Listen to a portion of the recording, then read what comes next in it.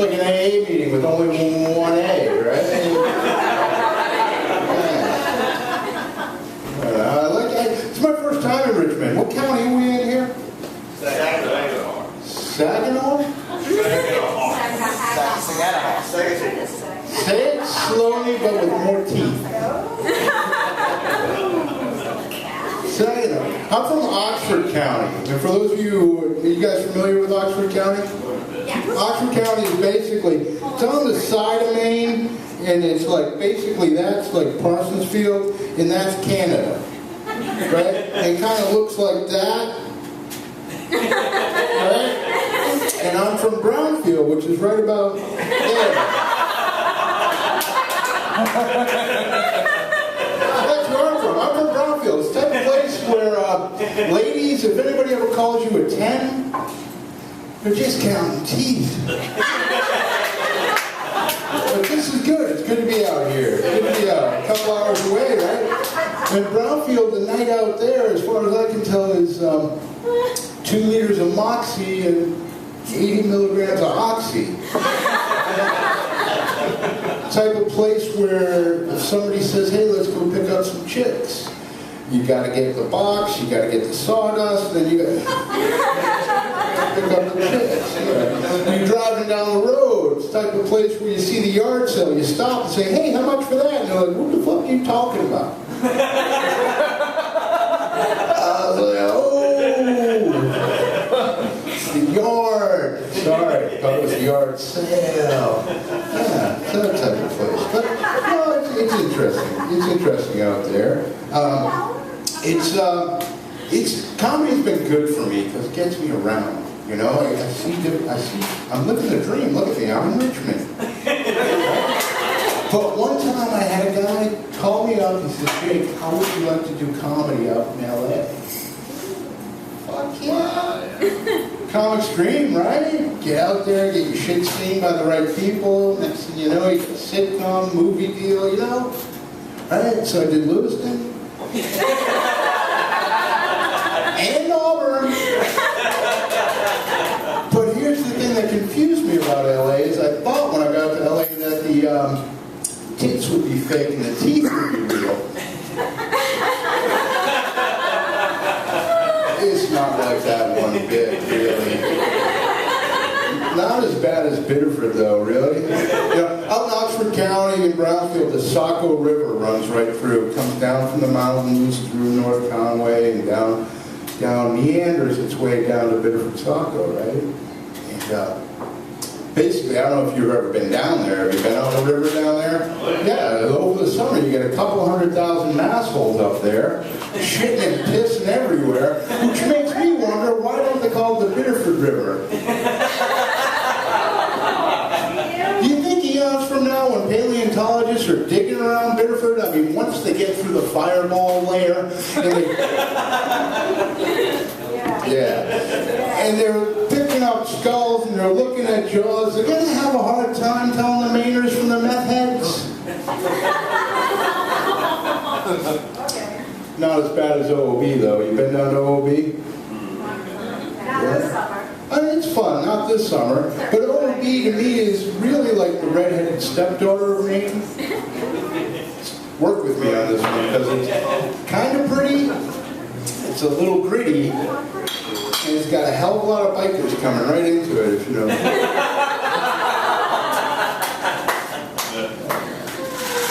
Cool thing is getting to Portland a lot. You guys get to Portland? Yeah, I mean, you guys go to Augusta from here, right? For your metropolitan experience. Yeah, we get into Portland down there. Portland's kind of cool. It's to me, Portland's the only place in the country where I think you can get when you see the women in the Subaru with the coexist bumper sticker. You know the ones, right? Right as they cut you off in traffic. Where you're running late and you get behind a kid with the anarchy sticker in his car, and you know, today he stops at every fucking red light.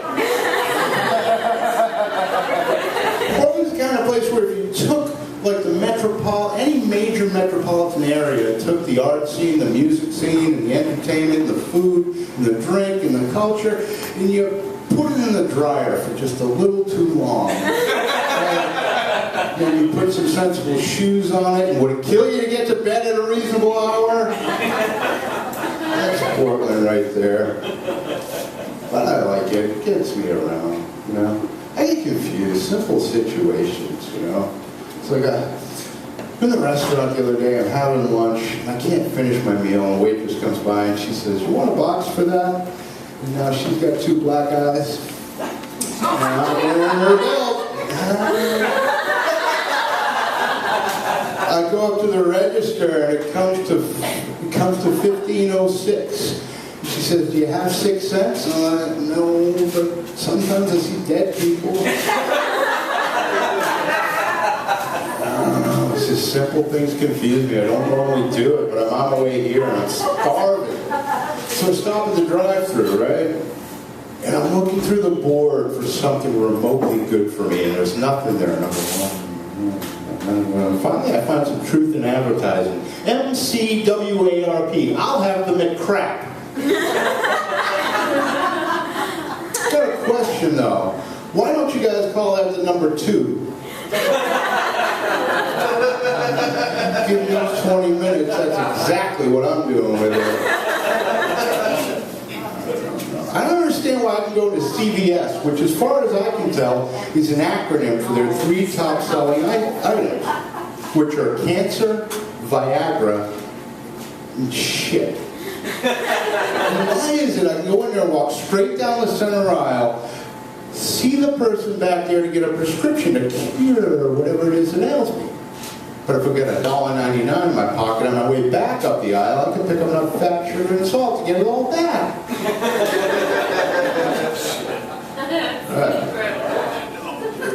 Yeah, I mean, here's what I go into the health. Here's what I go. I'll talk about it. We'll get to it. Here's what I go into the health and beauty store for. I go for a 6-pack of beer, half-gallon of ice cream. Why is it CVS can sell all the ice cream they want, and I can't make a living selling drugs out of an ice cream truck? And I asked the woman behind the counter I asked her for a pack of smokes. And she said, "Can I see your wellness card?" "Sure, honey, as soon as I see your fucking IQ badge. How's that, huh?"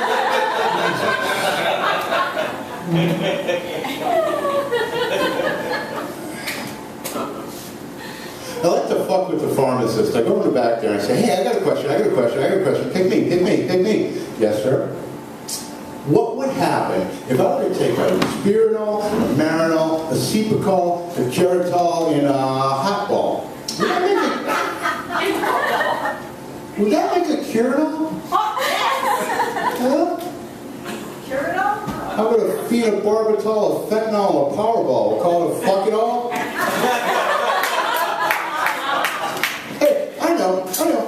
What if I were to take, 5 years of my life, go to school, study chemistry, physiology, anatomy, pharmacology, and get the piece of paper and station myself right between the breast cancer on aisle 7 and the hypertension and diabetes on aisle 2 and 3? What would that make me? 150 grand a year, maybe difficulty sleeping at night? Don't worry, Mr. Pharmacist. I'm sure they have a pill for that. Never mind. Hey, you got any gum? Fucking hate pharmacists. You guys follow politics? This guy does. Yeah? Where do you go? He's outside. Oh, you know. So where do you belong? Follow porn? This guy does over here. This guy. Same thing, really. Dicks just keep getting bigger, right? Every once in a while, a slippery asshole gets what's coming to, you know what I mean? And I'm left to clean up a mess. But you got to follow politics, really, because the Supreme Court actually ruled in a case called Citizens United. And if you're not careful here, you might just learn something. Anybody hear about it, Citizens United? Yeah.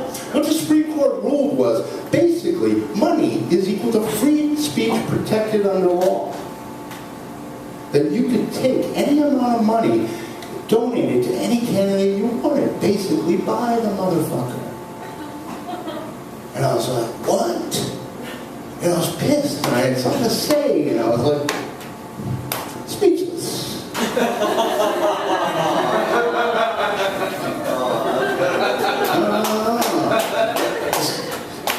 Not good. It's not good at all. Thank you. Thank you. Thank you. How we doing? We doing okay? We doing okay? We okay?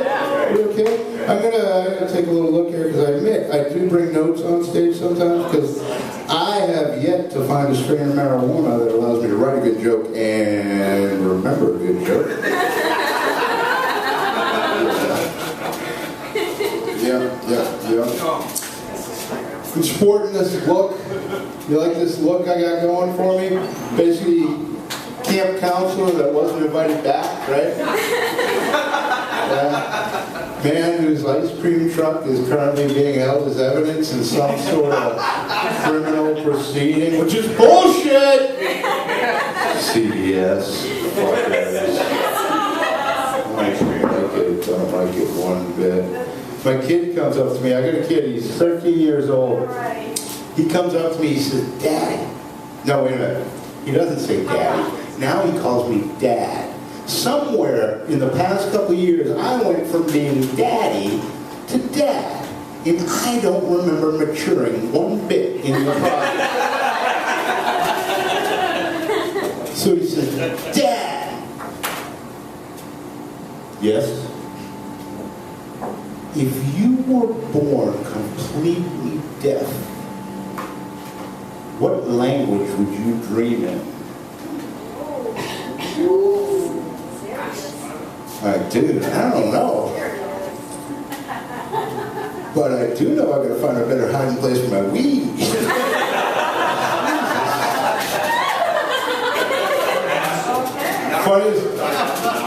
Funniest thing he ever said to me was when he was like 3 years old. I said, dude, stop contradicting me. And he said, Daddy, I'm not contradicting you. That's the year he got a dictionary for Christmas. When he was around 10, he said, Dad, I'm thinking of joining the Boy Scouts. I'm like, really? He's like, yeah, I've been thinking about that. I'm like, okay. I don't want to be that parent that makes your decisions for you. I don't want to live your life for you. You have to live your own life. You have to follow your dreams. You have to fulfill yourself. And far be it from me to do anything but just support you. But let me tell you one thing about joining the Boy Scouts. Do you remember that time we went to the circus, you and me? Cost me $80 for the tickets, cost $20 for 2 sodas and a bucket of popcorn, and you took your $10. Remember that $10 that you earned raking leaves? You remember the time I drove home, pulled into the driveway, and I saw 10 piles of leaves this big spread around the yard?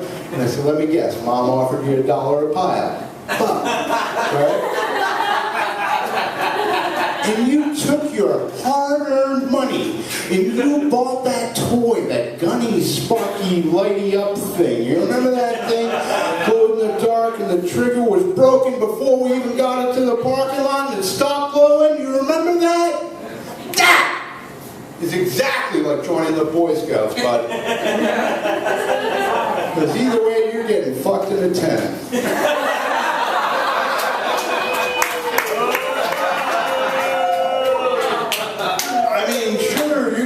At first, but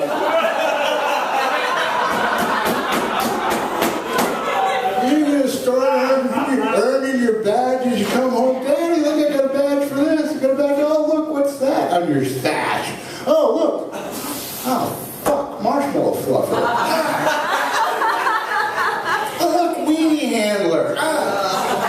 OLS. Shit, I always thought it was outdoor leadership skills or overnight living something or other. Turns out it's our little secret, buddy. You don't want in on that secret, because next thing you know,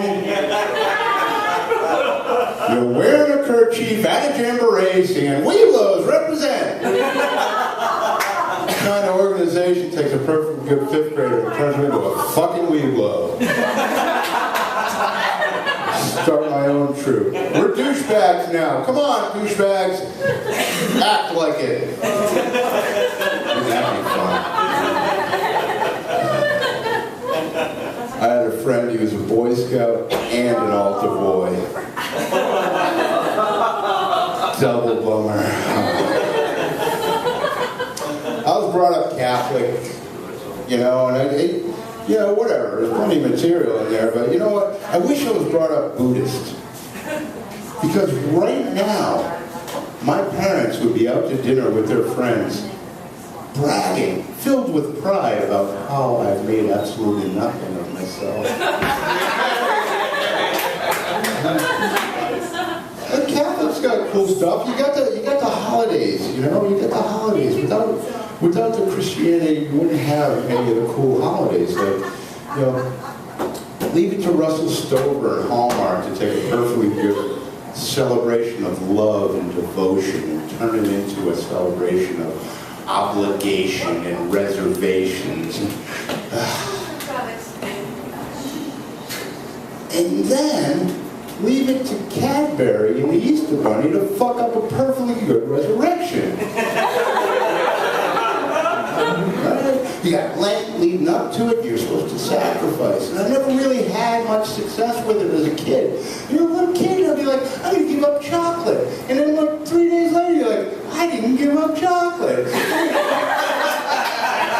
And I'm sure it works for some people. Like maybe one guy gives up smoking and it sticks. Good for him, he's going to be healthy, he's going to be great. Maybe somebody gives up drinking and that's your choice. I only had success with Lent one time, and that was 1985, right after I made my confirmation, when I gave up religion.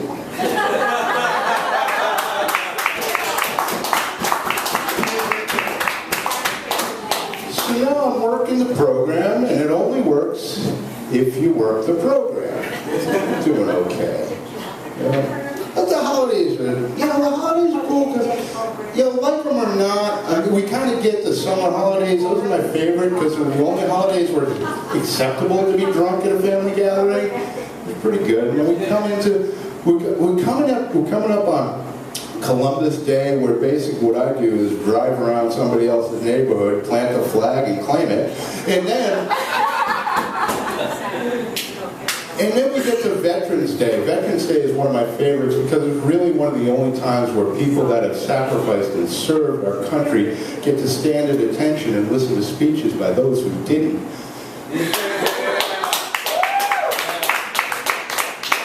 But my favorite is the Thanksgiving and the Christmas and the Hanukkah. And everybody gets together. You have the canned good drives. Everybody, you know, it seems like that time of year, you're cool as long as you got canned goods, you got a little pumpkin can or maybe some garbanzo beans stashed in your car. Everywhere you show up, you're getting in for free or $5, right?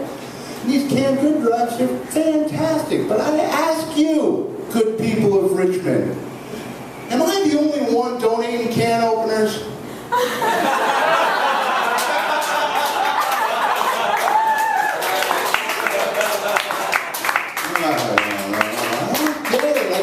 So confused. I feel like I'm bipolar. Like half the time.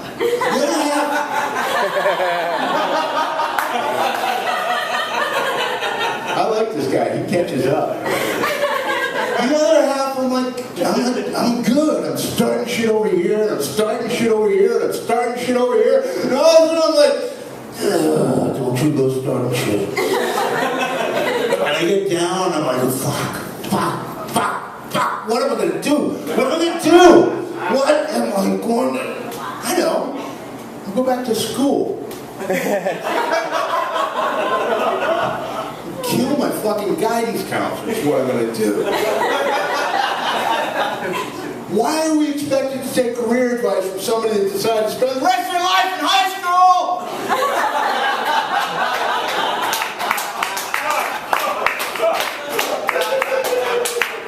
I don't fucking get it.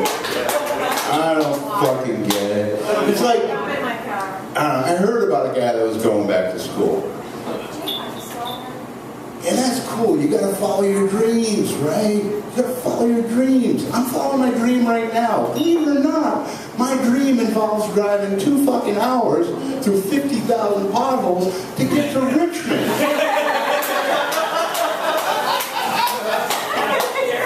No, you know, I can tell you don't live here. Especially when you do that, and I can see your dental work. That's pretty good. But you gotta follow your dreams. But I heard about this guy. He was a carpenter like me. And he was going back to school to study medicine.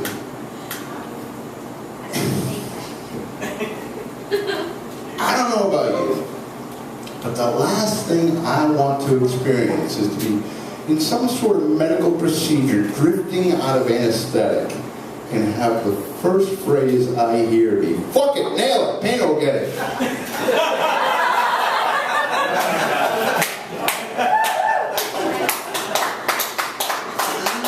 No, he won't. The painter's the reason you woke up to begin with, because he's above you with the mask going. Look at your father. Wait, what? Oh, it's all good. It's all good. Anytime somebody says it's all good, it's because something just got seriously fucked up, right? Right. So I'm reading in a paper, and I see the funniest words I've ever seen in print. So you know that painter guy, you'll know this guy right here. All right? I'm reading the paper, I'm looking in the classifieds, and I see roofer wanted. Must have valid driver's license.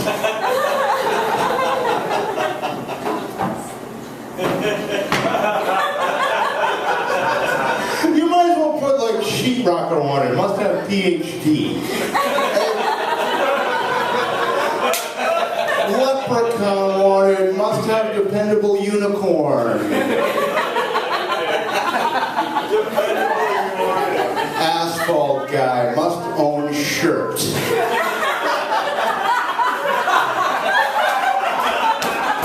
It doesn't exist. Get jobs out there. It doesn't. Plenty of jobs out there, and these goddamn Mexicans keep coming stealing our jobs, which is why the good people of Florida voted for Trump. But Irma came through, and now we need the fucking Mexicans to rebuild Florida. But that's neither here nor there. Down in Florida. So it doesn't exist, does it? Roofer with a valid driver's license? No. In fact, this is how you become a roofer. No, you start off as a carpenter like me. Right? You got skills, you got a plan, and one day, I don't know what happens. You lose your shirt. Maybe it's hot out, maybe you underbid the job.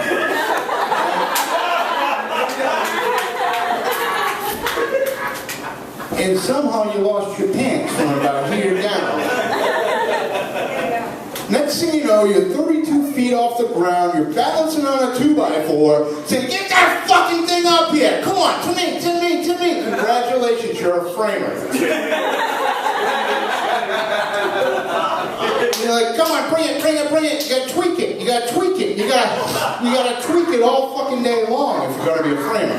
Right? You got your Daisy Duke shorts on, you got your leatherback tail, you got your ponytail down the back, even though you're bald up front. And you're saying, "Bring it to me. Hang on. And notice you swallowed it, because that's the last Coke you see until payday. And I don't know what happens next. Maybe you dropped your pencil, or your sense of self-respect. Next thing you know, you got a paintbrush in your hand.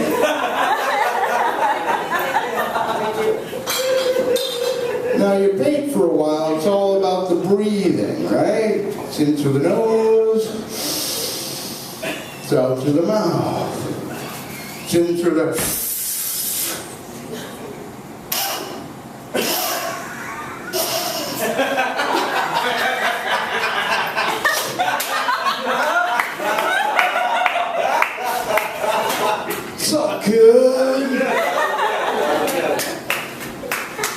Now, it's a scientific fact. You paint for a while, you're going to lose a few brain cells. You're also going to lose your sense of smell. But bad news, because State Trooper has not yet lost his sense of smell. And you just blew a .16. Could you step out of the car, sir? Bye-bye driver's license. Hello, Rufus! So I'm reading this in the paper, I'm laughing my ass off. There's a guy beside me, he's like, what the fuck is so funny? And I look at him, he's got a cast on his arm and a cast on his leg. I'm like, dude, what happened to you? He's like, I'm a roofer, I fell off the roof. Oh, fuck, man. Joey, can I call you Joey? I said, that's a bummer, man, because you can't work, you can't get paid. He said, no. They're still paying me. I'm the only guy on the crew with the valid driver's license. That's no shit. What this guy does, gets up at 6:30 every morning and starts driving around. But it's not what he does, it's how he does it. He starts driving around the boss's minivan, right? Because the roofing crew is the only crew that runs 2 vehicles. You've got the boss's truck, it's full of the ladders, nail guns, compressors, anything of value is on that truck. Because if any one of these meth heads gets their hands on it on Friday night, they're going to turn it into a 30-pack and an 8-ball by Saturday morning, right? So he's driving the minivan going not to the roofers' houses, but to where they were last seen. Ricky! No, you're fucking in there. Get your fucking shorts on. Get your sneakers on. Ricky! Chevy in there? Chevy! Wake fucking Ricky up. Hey, listen. Got 100 square to do. We're going to strip it. We're going to rip it. We're going to bitch it. We're going to stitch the motherfucker. Come on. Hey. Got a cooler full of PBR tall boys. Got a bag of table talk pies. $40 worth of scratch tickets for anybody who makes it to 2 o'clock. Okay? Got a court order signed by a judge that you got to pay $500 child support by Friday. Okay?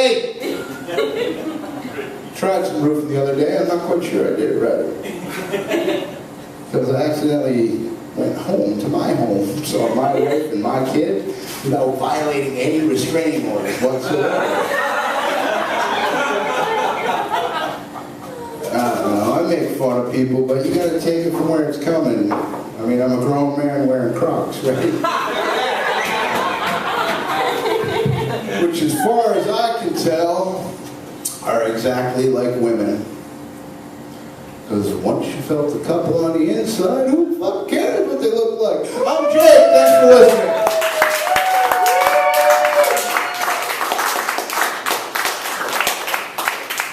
Are you not entertained?